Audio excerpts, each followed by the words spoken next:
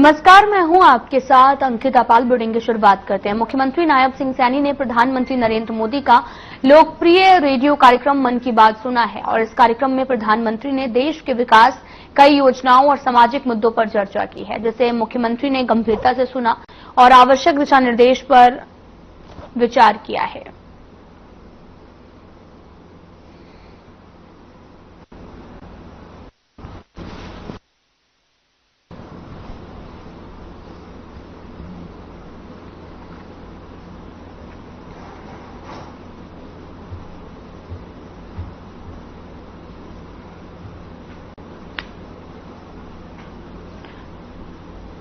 कुरुक्षेत्र में सीएम नायब सिंह सैनी ने स्वच्छ कुरुक्षेत्र अभियान के तहत श्रमदान किया है और इस मौके पर सीएम सैनी ने युवाओं से अपील करते हुए कहा कि अपने अपने इलाकों में साफ सफाई रखें। स्वच्छ भारत मिशन के सपने को साकार करने के लिए युवा आगे आएं।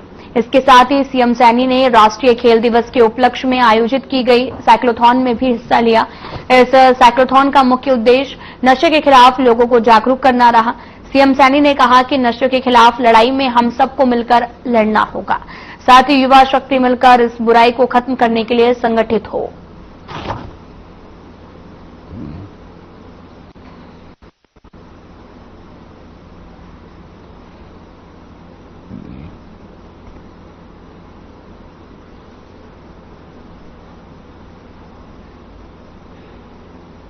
राष्ट्रीय खेल दिवस के अवसर पर कुरुक्षेत्र में रविवार को भव्य साइक्लोथॉन यात्रा का आयोजन किया गया। इस अवसर पर सीएम नायब सिंह सैनी ने शिरकत की और कार्यक्रम में बड़ी संख्या में स्कूली छात्र छात्राओं, कॉलेज युवाओं और खेल प्रेमियों ने उत्साहपूर्वक भाग लिया, जिसके बाद में सीएम नायब सिंह सैनी ने हरी झंडी दिखाकर रवाना किया। यात्रा के दौरान प्रतिभागियों ने खेलो इंडिया, फिट इंडिया का संदेश दिया। साथ ही सीएम नायब सिंह सैनी ने कहा कि युवा पीढ़ी का स्वस्थ होना जरूरी है, शारीरिक और मानसिक रूप से फिट होना चाहिए। खेल विभाग में 550 नए पद बनाए हैं। हरियाणा के खिलाड़ी सबसे आगे हैं। हरियाणा के खिलाड़ियों का हर जगह दबदबा देखने को मिला। इसके साथ ही उन्होंने ये भी कहा, एशियाई खेलों में शानदार प्रदर्शन किया, खिलाड़ियों को आरक्षण दिया, पदक विजेताओं को सम्मानित किया जाता है। मेजर ध्यानचंद के भारत को गोल्ड दिलाया। वहीं आयोजन स्थल पर खेल विभाग के अधिकारियों ने मेजर ध्यानचंद की जयंती पर उन्हें श्रद्धांजलि दी है और प्रतिभागियों को प्रमाण पत्र भी वितरित किए। फिलहाल कार्यक्रम का उद्देश्य युवाओं में खेलों के प्रति जागरूकता, फिटनेस के महत्व और स्वस्थ जीवन शैली को बढ़ावा देना है।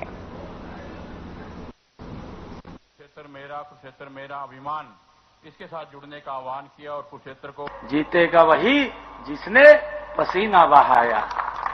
मित्रों, मुझे खुशी है कि आज धर्म क्षेत्र कुरुक्षेत्र में आपकी भारी संख्या में इस साइक्लोथॉन में हम भाग ले रहे हैं। आपकी उपस्थिति इस बात का प्रमाण है कि कुरुक्षेत्र के लोग स्वास्थ्य के प्रति कितना जागरूक हैं। यहां से पूरे प्रदेश में एक संदेश जाएगा कि हमारा उज्जवल भविष्य खेल के मैदानों में दिखाई देता है। मित्रों, युवाओं के प्रेरणा स्रोत स्वामी विवेकानंद जी ने भी कहा था कि देशभक्ति की शुरुआत फुटबॉल के मैदान से होनी चाहिए। ये स्वामी विवेकानंद जी ने कहा था। उनके इस कथन का मतलब युवा पीढ़ी के स्वास्थ्य से था। उनकी सोच थी कि देश में यदि युवा पीढ़ी शारीरिक व मानसिक रूप से स्वस्थ नहीं होगी तो वह देश धर्म और संस्कृति की रक्षा नहीं कर सकेगा।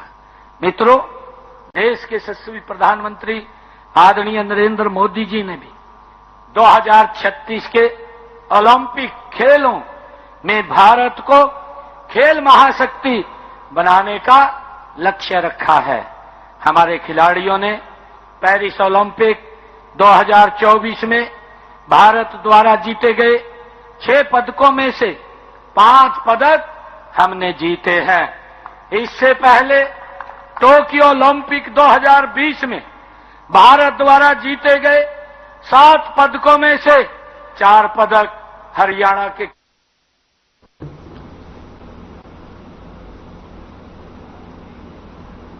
झज्जर में रविवार को मेजर ध्यानचंद के जन्मदिवस पर साइक्लोथॉन यात्रा का आयोजन किया गया। यात्रा को हरियाणा सरकार में राज्य मंत्री राजेश नागर ने हरी झंडी दिखाकर रवाना किया। इस मौके पर संबोधित करते हुए राजेश नागर ने कहा कि यात्रा लोगों को नशे के प्रति जागरूक करने में मदद करेगी। इस मौके पर राजेश नागर ने सपा प्रमुख अखिलेश यादव के बयान पर निशाना साधा। अखिलेश ने चुनाव आयोग को जुगाड़ आयोग बताया, जिस पर राजेश नागर ने कहा कि इस तरह के बयान अखिलेश और उनकी पार्टी की सोच को उजागर करते हैं।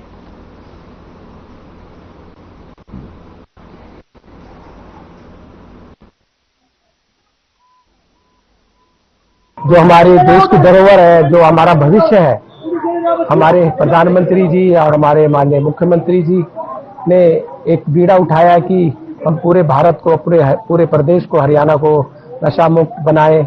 उसी के तहत आज ये एक साइकिल यात्रा निकाली गई है और ये पूरे प्रदेश में इसका कार्यक्रम रखा गया। हमारे सभी नेतागण, हमारे मुख्यमंत्री जी और सभी मंत्रीगण सभी नशे को ना, जिंदगी को हाँ। मैं आज की युवा पीढ़ी को यही संदेश देना चाहूंगी, खेलो, अपने खेलों में बढ़ चढ़कर भाग लो और अपने देश का नाम रोशन करो, अपने माँ बाप का नाम रोशन करो। यही मेरा संदेश है। साइकिल यात्रा कहाँ से कहाँ तक चला? मैंने वैसे तो 60,000 किलोमीटर के आसपास कर ली है और अभी अक्टूबर में मेरी रिले रेस थी साइकिलिंग की, कश्मीर से कन्याकुमारी, उसमें मैंने सिल्वर मेडल लिया। मोटो क्या? ये युवाओं को जागृत करना। हमारी आज की युवा पीढ़ी नशे में ज्यादा घुस रही है, तो मेरी ये साइकिलिंग की शुरुआत भी मतलब जो नशे के खिलाफ हुई वो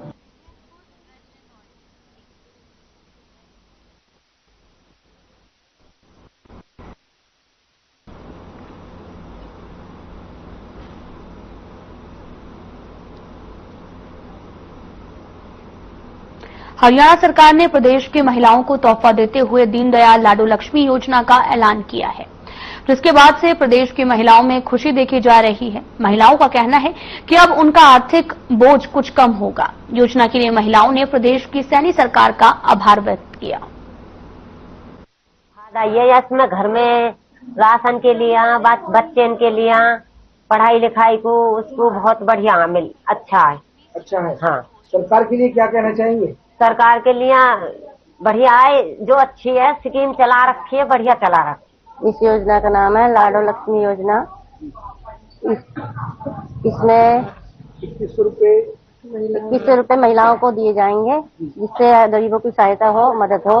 हम ऐसे मुख्यमंत्री को धन्यवाद करते हैं। देखा जाए तो कोई भी सरकार अभी तक इस तरह की सरकार ने नहीं जी, अभी तक किसी ने कुछ नहीं किया। हमें मोदी जी से बहुत फायदा है, बहुत उम्मीदें हैं, उन्होंने हमारे लिए बहुत मदद करी है। हमको जी ये सहायता मिलेगी कि वह हम बच्चों के लिए कुछ कर सकते हैं, कुछ अपने लिए भी कर सकते हैं, अपनी बेटियों के लिए भी ले दे सकते हैं, और उससे हम प्रधानमंत्री का धन्यवाद करते हैं। जिस तरीके से देखा जाए तो 2100 रुपए मिलेंगे, और किस चीज में जो है सहायता मिलेगी, या राशन लाने में या किसी तरीके से? हर चीज में मिलेगी जी, राशन लाने में भी जी, वह घर में खर्चे में भी, बच्चों को। लक्ष्मी योजना बहुत अच्छी योजना है, इसके बारे में हमने पहले सुना था, लेकिन अब हमें मुख्यमंत्री जी ने ये लागू कर दी है, जिससे हम महिलाओं को बहुत ही हेल्प मिलेगी और हमारे लिए लागू हो जाए तो इससे बड़ी बात कोई है। अब जिस तरीके से देखा जाए तो 2100 रुपए जो हरियाणा के मुख्यमंत्री ने बोला है, कितना सहारा मिलेगा, किस किस तरीके से आप गृहिणी हैं, क्या काम करती हैं? जी, सबसे बड़ी बात यह है कि महिलाओं को 100 रुपए की मदद भी बहुत होती है, लेकिन मुख्यमंत्री जी ने जो 2100 की योजना लागू करी है, वो हम महिलाओं के लिए बहुत ही योगदान देगी। हमारे बाड़ला की अनाज मंडी में संयुक्त किसान मोर्चा के आह्वान पर किसानों का धरना लगातार जारी है।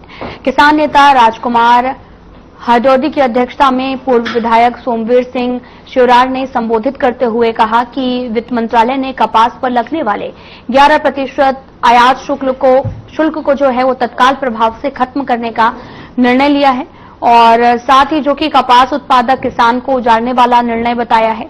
आयात शुल्क समाप्त होने से कपास की घरेलू कीमत पर सीधा असर पड़ेगा। उन्होंने कहा कि बाहर से कपास सस्ती कीमतों पर बाजार में आएगी, जिससे कपास की कीमतें निश्चित रूप से गिरेंगी।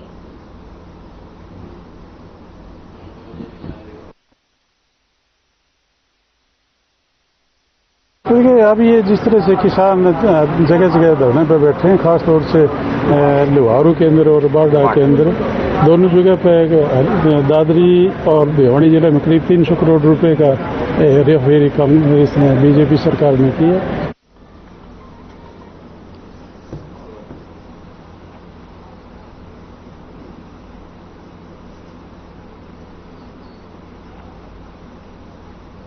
गुलाचिका में बाढ़ के खतरे को देखते हुए किसानों में प्रशासन के प्रति भारी रोष है, तो वहीं किसानों का भी आरोप है कि प्रशासनिक अधिकारियों ने सरकार की नीतियों पर पलीता लगा दिया है, क्योंकि प्रशासन ने वक्त रहते बाढ़ से निपटने के लिए इंतजाम नहीं किए। दरअसल किसानों का आरोप है कि अधिकारी मौके पर आते हैं, फोटोशूट करवाकर चले जाते हैं, लेकिन अभी तक मौके पर कोई अधिकारी और कर्मचारी नहीं पहुंचे।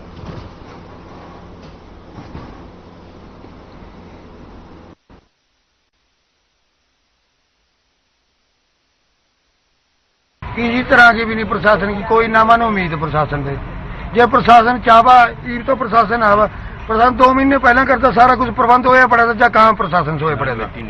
सारा कुछ मिट्टी ना ये फ्लड पता नहीं कुछ निकासी कर सारा करा 10-10 फेरी माने दरखास्ता दे ली, सारा गाँव ने जाकर भी मारे निकासी हल करो। ये पटड़ी सारी टूटी पड़ी है, कच्ची जो पक्की पटड़ी टूटी कच्ची कटते रह गई जी। कहीं भी प्रशासन का कोई किसी तरह का नहीं है, सिर्फ ये पत्ता अखबार में और बैठ देनी ने बैठ का किसी तरह का नहीं है। कोई भी अफसर आओ मैं उसका सामने बैठूंगा, मैं जवाब करूंगा, मैंने जवाब एक सवाल का जवाब देगा देगा उसका।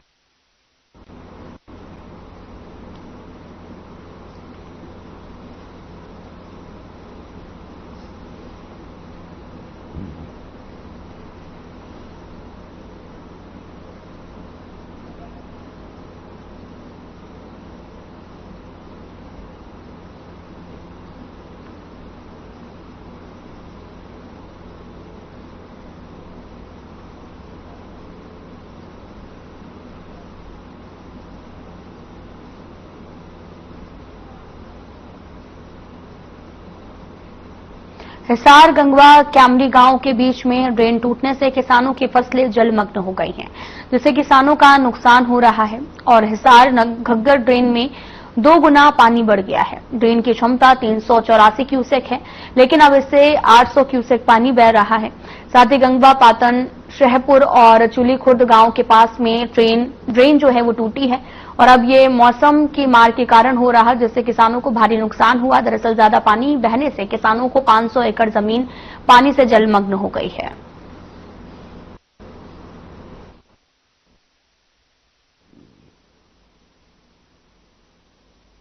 ड्रेन टूटने से लगभग 500 एकड़ की फसल खराब हो गई है और काफी ढाणियों में पानी घुस चुका है 3-3 फुट तक, जिसके कारण सभी जो ग्रामवासी है, किसान है, उनको अपनी ढाणियां खाली करनी पड़ी है और जो अपने उनके पशु थे उनको गांव में शिफ्ट करवाया है।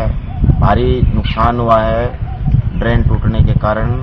हमारी तो सरकार से एक ही मांग है कि जो नुकसान हुआ है किसानों को उसका उचित मुआवजा दिया जाए और उनके नुकसान की भरपाई की जाए, और जो एजेंसीज है, जो अपने रेस्क्यू वाले हैं, टीम है, उनको बोल के, प्रशासन को बोल के जो ड्रेन की बांध है इसको मजबूत किया जाए। ये कभी भी दोबारा टूट सकती है क्योंकि बारिश का मौसम है और पानी पीछे से बहुत ज्यादा आ रहा है। तो इसलिए हमारी प्रशासन से रिक्वेस्ट है कि जल्दी से जल्दी इसके ऊपर गौर किया जाए।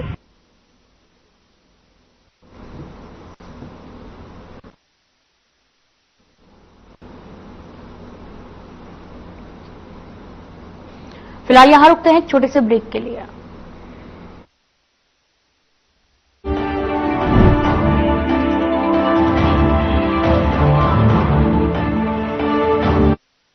क्या आप जिम जाते हैं, कसरत करते हैं, फिर भी आपकी सेहत नहीं बनती? काजू, बादाम, किशमिश, मेवे, प्रोटीन के डिब्बे खाते हैं फिर भी कुछ असर नहीं होता, तो इसका मतलब है आपका पाचन तंत्र खराब है। और जब तक के पाचन तंत्र दुरुस्त नहीं होगा, आप जितना मर्जी अच्छे से अच्छा खा लो, आपकी सेहत नहीं बन सकती।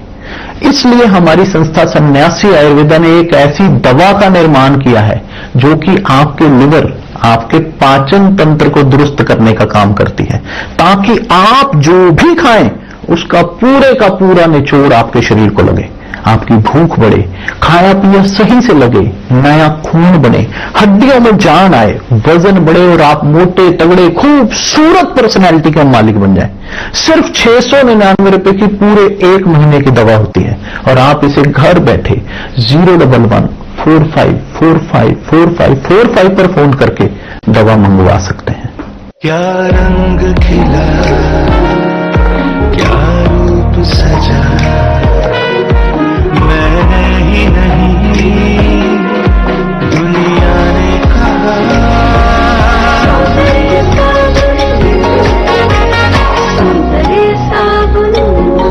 चुलबुला बनूं जिसकी हर बात में भूल जाए, मेरी जैसी मेरी अपनी पताका चाय, गजब का स्वाद।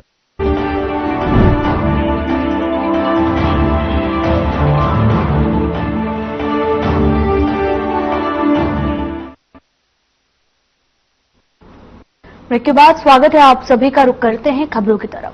सिरसा में जिला प्रशासन की ओर से घग्गर नदी के जल स्तर और तटबंधों पर लगातार बारीकी से निगरानी रखी जा रही है, जहां सिंचाई विभाग के अलावा प्रशासनिक अधिकारी लगातार स्थिति का जायजा लेते हुए सुरक्षा प्रबंधों को पुख्ता कर रहे हैं।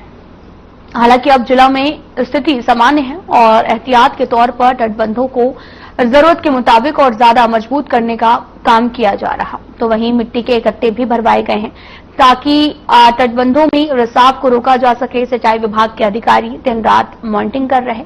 सिंचाई विभाग के अधीक्षण अभियंता पवन भारद्वाज ने हिसार घग्गर ड्रेन को भी निरीक्षण किया है।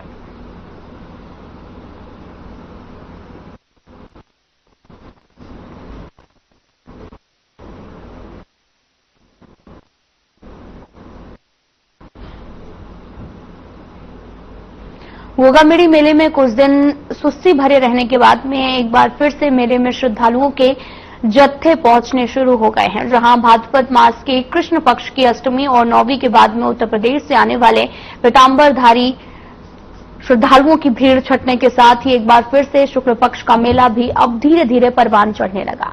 तो वहीं गुरु गोरखनाथ और गोगाजी महाराज के जयकारे लगाते, हाथों में बड़े बड़े निशान लिए श्रद्धालुओं की भीड़ उमड़ रही है।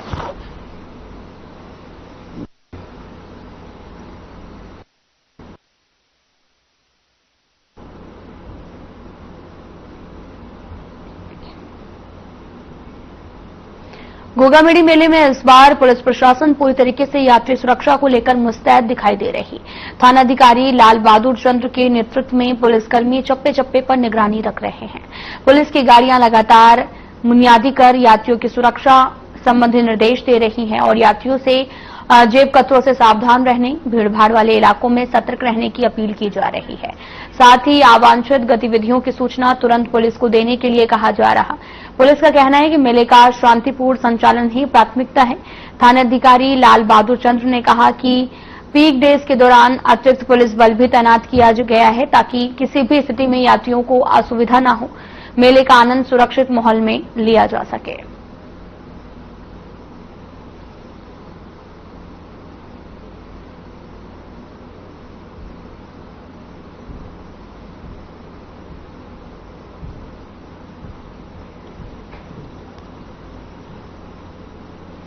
रेवाड़ी में एक रक्तदान शिविर का आयोजन किया गया, जिसमें रक्तदाताओं ने बढ़ चढ़कर हिस्सा लिया।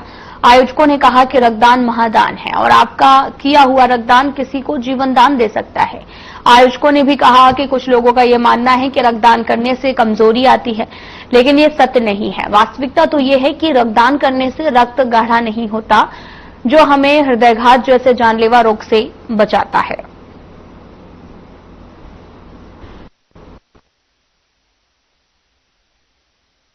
पूजा यादव जी धन्यवाद करता हूँ, वार्ड नंबर 17 समाज सेवी। इन्होंने हमारी ट्रस्ट के थ्रू मेरी बेटी मेरा अभियान की तरफ से जो योगदान हमारा इनके साथ हमेशा रहेगा और काफी लोग आ रहे हैं इसमें। और सबसे बड़ी चीज भाई चिराग यादव जी का धन्यवाद, जो इन्होंने समाज के प्रति अपने वार्ड में कैंप लगवाया। और मैं यही कहता हूँ ज्यादा से ज्यादा संख्या करे। और पूजा यादव वाइफ ऑफ चिराग यादव दोनों समाज सेवी अच्छा काम किया है। आज ब्लड डोनेशन कैंप का आयोजन किया जा रहा है विपुल गार्डन सोसाइटी में। 31 अगस्त आज है, संडे का वार है और ये एक यहाँ पर सभी ने, मेरे माननीय मेरे बुजुर्गों, मेरे सोसाइटी के बुजुर्गों, जो भी मेरी माता और बहनों ने, बच्चों ने, नौजवानों ने बढ़ चढ़कर हिस्सा लिया है और मैं इनका सभी का अपने तहे दिल से धन्यवाद करता हूँ। और ये एक रक्तदान ही नहीं है, ये पुण्य का भागी भी है। इस रक्तदान देने से अपना एक दानी नहीं और इससे दूसरों का जीवन भी बचाया जा सकता है और ये मैं पुनः सभी का मैं धन्यवाद करता हूँ। मैं आज के इस ब्लड डोनेशन कैंप में कहना चाहूंगी कि चिराग भाई और राकेश जी ने बहुत ही अच्छी पहल की है कि एक ब्लड डोनेशन कैंप लगाकर। तो मैं ये चाहती हूँ कि महिलाएं भी इसमें भाग लें और पुरुष भी भाग ले ही रही है और मैं खुद ब्लड डोनेट कर चुकी हूँ। तो ये एक बहुत बड़ा दान है जो किसी को जीवन दान देता है और हमें इसमें आगे बढ़ चढ़ कर भाग लेना चाहिए, सबको प्रेरित करना चाहिए। लोगों की ये मानना है कि इसमें कमजोरी आती है, वीकनेस आती है, लेकिन ऐसा कुछ नहीं है, मैं खुद दे चुकी हूँ। सोसाइटी में हमारे चिराग यादव ज्वाइंट सेक्रेटरी RWA जो पहले थे, सामाजिक सेवाकर्ता ने ब्लड डोनेशन कैंप का आयोजन किया है। लोगों ने बहुत ही बढ़ चढ़कर इसमें भाग लिया है और बहुत अच्छा कैंप ऑर्गेनाइज हुआ है। हम प्रशासन का, सरकारी डॉक्टर्स की टीम का, पीपुल सोसाइटी का, सभी का अपने हृदय से धन्यवाद करते हैं और इस सफल आयोजन के लिए श्री चिराग यादव। देखिए, आज का जो आयोजन है, ये आयोजन हमारी सोसाइटी के युवा समाज सेवी भाई चिराग यादव जी के प्रयासों से हुआ है। एक रक्तदान कई लोगों का जीवन बचाता है। हमारे भाई चिराग यादव जी अपने क्षेत्र के लिए, अपनी सोसाइटी के लिए काफी कुछ करने का प्रयास कर रहे हैं। यहाँ की सोसाइटी के लोग सभी बहुत हर काम में बढ़ चढ़ के हिस्सा ले रहे हैं, इसमें भी हिस्सा लिया।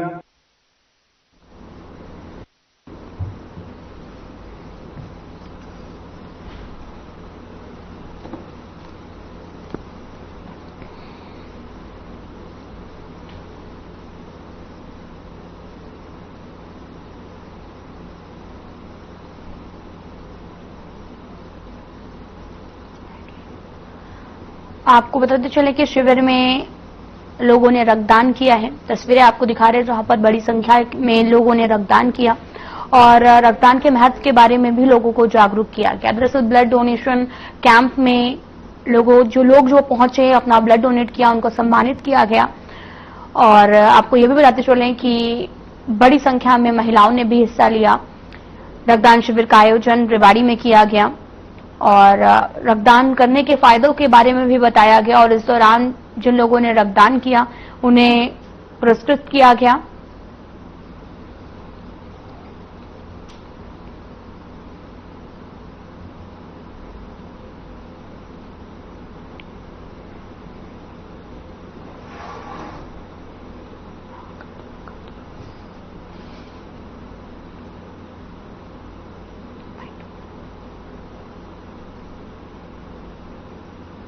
डीसी स्वप्निल रविंद्र पाटिल ने बहादुरगढ़ में जल निकासी और सफाई व्यवस्था का जायजा लिया। डीसी ने ड्रेन और नालों की जल्द से जल्द सफाई करवाने के निर्देश अधिकारियों को दिए हैं। शहर की सफाई व्यवस्था दुरुस्त करने के लिए अधिकारियों को ड्यूटी लगाई गई और डीसी ने शहर में कई जगह बने अवैध पीवीसी गोदामों को हटाने के लिए भी आदेश दिए हैं।